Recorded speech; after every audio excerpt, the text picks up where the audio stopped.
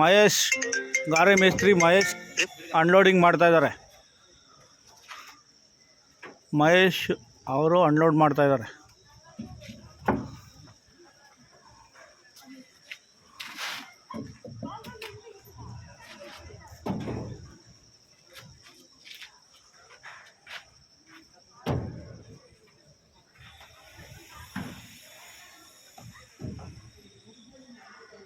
ಹಂಗೆ ಬಿಡ್ತೀವಿ.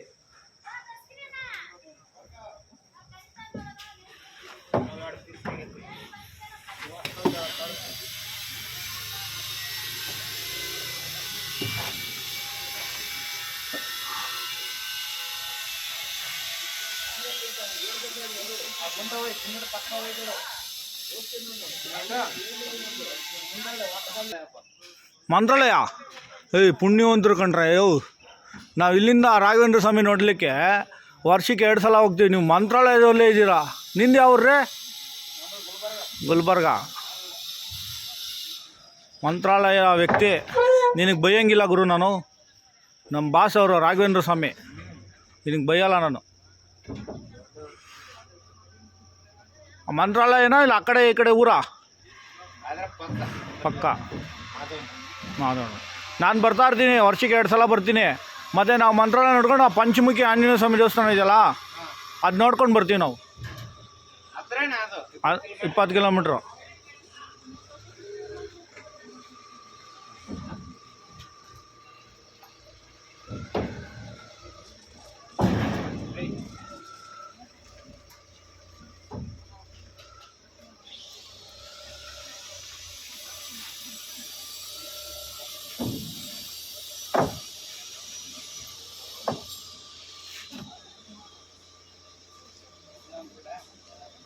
ಕೊಡೋ, ಇನ್ನು 2 ಕೊಡೋ.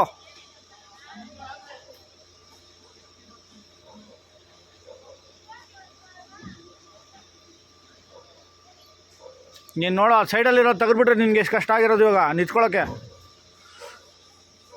ಅದು ಪ್ಲ್ಯಾನ್ ಮಾಡಿ ಆ ಥರ ಲೋಡ್ ಮಾಡಿದ್ದೀವಿ.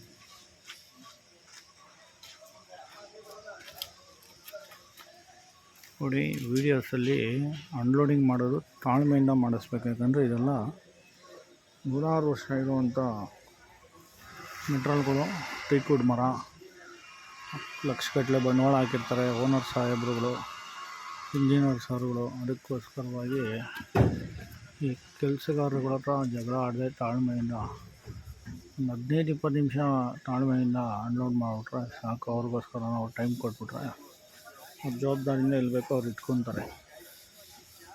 ಅದಕ್ಕಾಗಿ ನಾವು ಯಾವತ್ತೂ ಅಷ್ಟೇ ಜಗಳ ಆಡಬಾರ್ದು. ತಾಳ್ಮೆಯಿಂದ ಇದು ಮಾಡಿಕೊಂಡು ಅವ್ರ ಜೊತೆ ವ್ಯವಸ್ಥೆ ಮಾಡಬೇಕು. ಬಿಲ್ಡಿಂಗಲ್ಲಿ ಅನ್ಲೋಡ್ ಆಗ್ತಾಯಿದೆ. ಇವಾಗ ವೀಡಿಯೋಸ್ನ ನಾನು ಅಪ್ಲೋಡ್ ಮಾಡ್ತೀನಿ. ಥ್ಯಾಂಕ್ಸ್ ಅಣ್ಣ, ನಮಸ್ತೆ. ಲೈಕ್ ಮಾಡಿ, ಶೇರ್ ಮಾಡಿ, ಕಾಮೆಂಟ್ ಮಾಡಿ.